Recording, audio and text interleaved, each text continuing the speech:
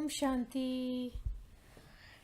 Today our topic is interesting, and the topic is I am the creator of my life. Isn't that interesting? Let's explore it. So, when we say I, now we have realized that I is the soul who is living this life through this body. And I, the soul, is the creator of the quality of life it's living. So let's think about what are the factors that determine or are important to lead a good quality life. So let's explore four important factors which are very important to lead a good quality life. First one is a healthy body. So my health is very important if I want to have a good life. The second one is the mind, healthy and happy mind.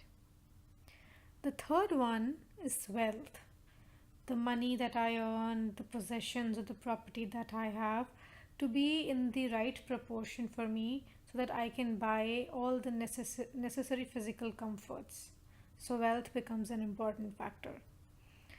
And the fourth one is my relationships, my family, my colleagues, my friends, the world around me, everything. To have good relationships with everybody around me also determines the quality of life that I'm leading. But which is the most important player amongst all of these, that if it works perfectly, everything else just falls in place? Which is that one important player?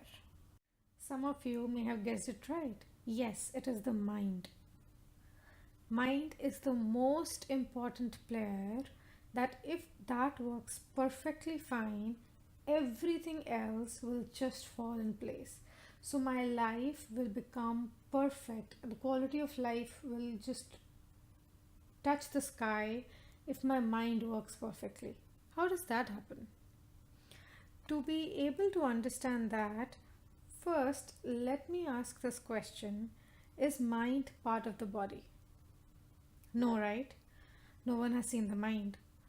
Because mind is the subtle organ of the soul.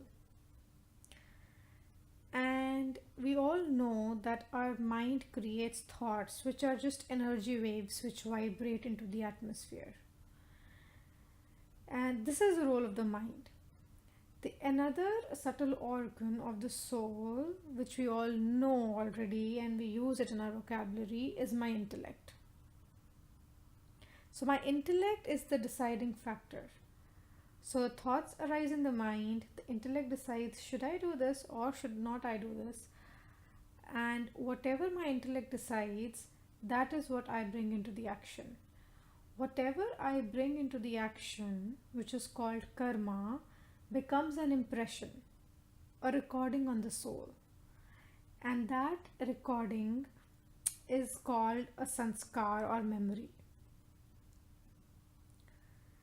And the reason we are looking into these three important subtle organs of the soul is because this would actually influence all other factors if it works in a perfect manner.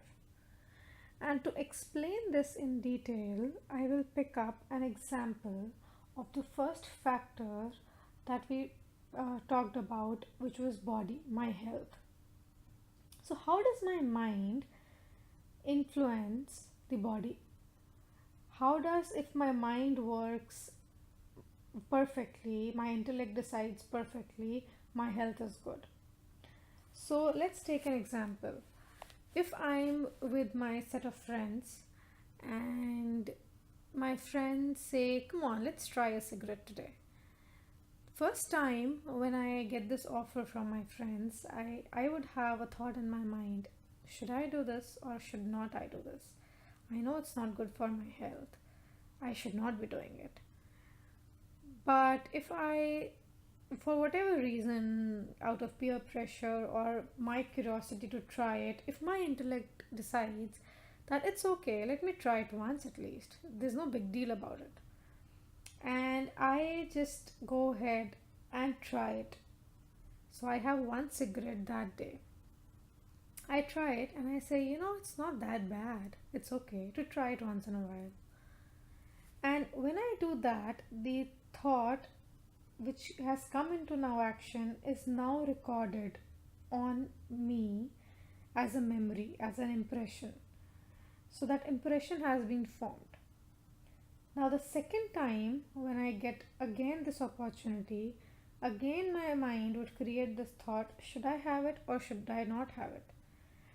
And then, because I already have an impression, a small little impression that was stored in my memory because I had it already one time, that would pop up and say, it's okay, it's not that bad, let me try it. And then, if my intellect again decides on that day, it's okay, let me try it now once more, and then again I do the same action. And so that impression gets stronger. And similarly, if I continue the same way 5 times, there comes a point where my my mind just stops creating those thoughts, those question marks that were even coming. Those two thoughts, should I do or not do, they don't even come anymore. I just directly pick up a cigarette and I start having it because the mind just creates then one thought, let's have a cigarette. The intellect completely gets bypassed. And this is how the impression is formed. And suppose, just an example, if I become a chain smoker and then I just continue and I get addicted to it and I land up in a hospital with lung cancer tomorrow. So, the way we look at it now, the whole transition, it started with a thought. It started with a thought. My intellect decided something which was not a good choice, and I performed an action.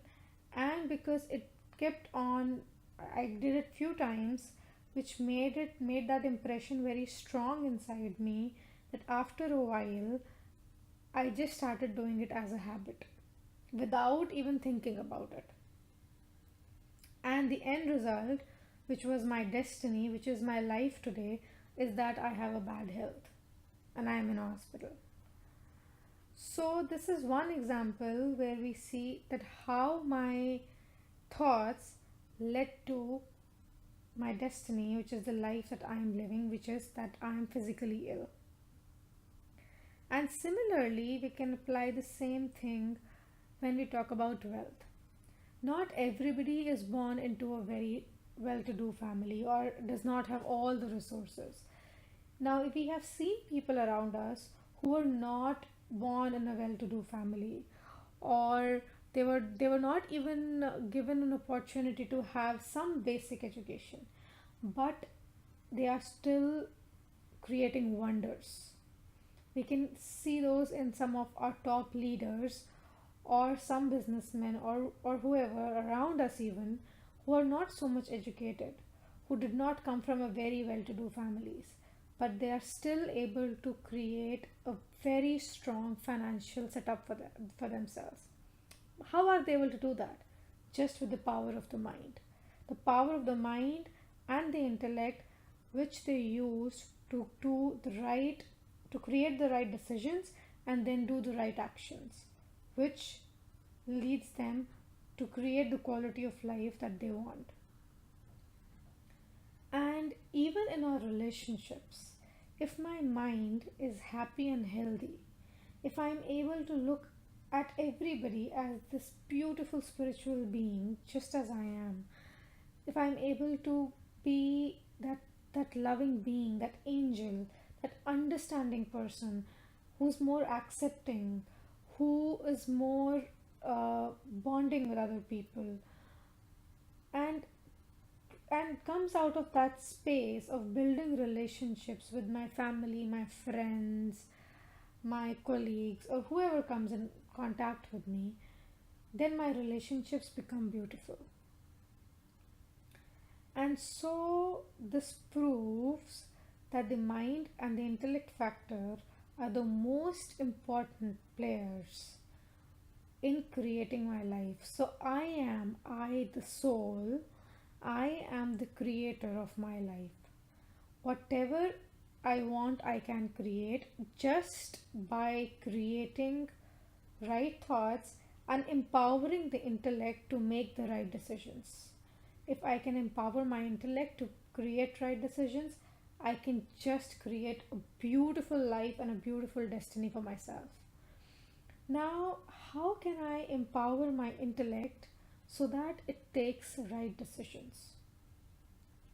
So, one of the tools that we can use to empower our intellect is creating positive affirmations, and which you can also call as a meditation.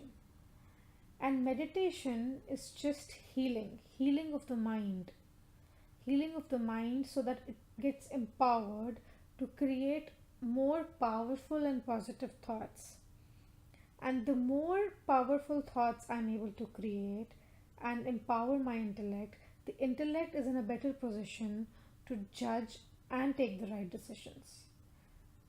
And if that gets achieved every time, whatever situation or whatever task I need to do, my intellect will be able to decide the right action, and my destiny, my life will be beautiful. So this is one of the tools that we can use to empower ourselves, to empower our mind, to empower our intellect.